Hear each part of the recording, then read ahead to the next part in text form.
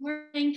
I'm just wondering if you feel your squad are more up to speed in terms of fitness and sharpness than they were last week in terms of what you've seen this week in training. Yeah, of course, we're a week further down the line, and it's been a good week. We had some players have been training well, and the work on the training ground's been good, and some played well against Luton. So of course we're further down the line, which probably other teams are as well. So we need to be further down the line because last week was a disappointing one. What are the challenges of facing the same opponents twice in a row in two different cup competitions? Does that mess with your thinking in terms of team selection? It happened so many times. It happened to us last year with Wolverhampton as well. So it's just one of those. We have to take one game at a time. Now it's the Premier League first, and all our focus is on that one. We had a bad start last week, and we want to kick on and play a better game. Of course, we played them in after the restart as well. So we have some good memories from that game, and hopefully we can show something like. James Cooper. Good morning, Ollie. Morning. I just wanted you to assess maybe your options at centre-back. I mean, you've got some young players pushing, you've got some senior players who are wearing the shirt at the moment. Are you confident that you won't need to strengthen that area in the next sort of 10 days? Have you got what you need, essentially? I think last season proved to us how we can defend at our best. Yeah, last week wasn't fantastic. We conceded sloppy goals, but then I think our defensive record from last season showed with Eric and Harry how good a partnership they were, but also with the whole team defending as a team. Eric now is fit again, which is a big bonus and a big plus for us. I'm looking forward to seeing him develop and play more games this season, because we've been waiting for him to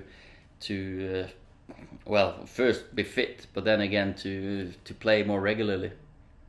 I know one of your pressures is keeping players happy, and you won't bother too much about that because you want a winning team, but you've got good players who aren't playing, the likes of Romero, Smalling, Rojo, and others as well.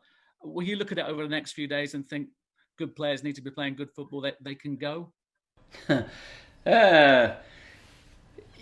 Players are happy when they play well and win games. I'm happy when we play well and we win games. It's not my job to keep them happy. It's my job is to pick players for the club that we get results, and it's up to them, of course, to be fit, to work hard, and be ready when called upon.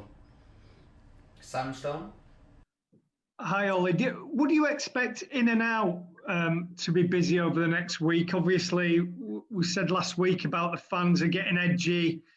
You get linked with all these players, and when none of them come off, they complain. Just wondered what you think about your squad and whether you expect it to change by the time you get to the end of the deadline. Well, as I've said so many times, I'm very confident in my players, and if and when something happens, both ins and outs will update you. That's in football, you can't predict too much. But for me, we're just working on getting better. My focus is solely on the game. I can't be thinking any other way now. We need 3 points in this game, and then we can talk again.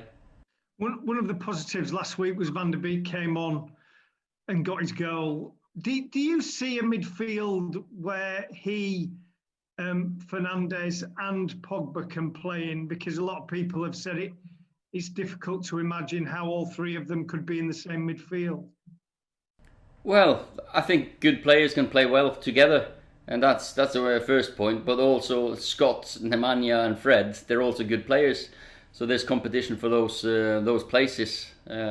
So I can see loads of different combinations in that midfield, different systems as well. So we're probably going to see them together at some point. James from Talksport.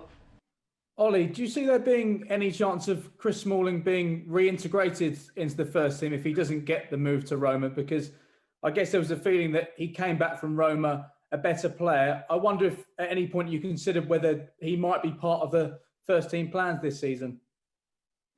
Different things need to happen then. So let's wait and see if there is that change. So yeah, let's see what happens if and when the transfer window closes, and if what happens to Chris. Andy Mitten.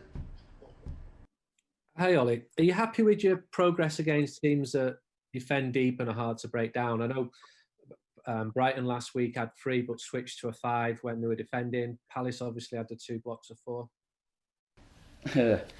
I wasn't happy with the game against Palace. Of course I wasn't. We weren't ready. We weren't ready to play at the intensity that we needed, the quality that we needed.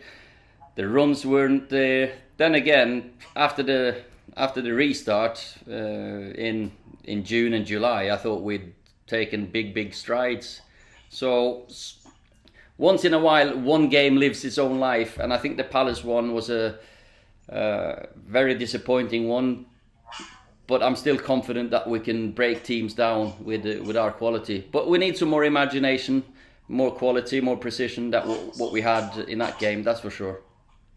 Okay, last question, Ian Parker.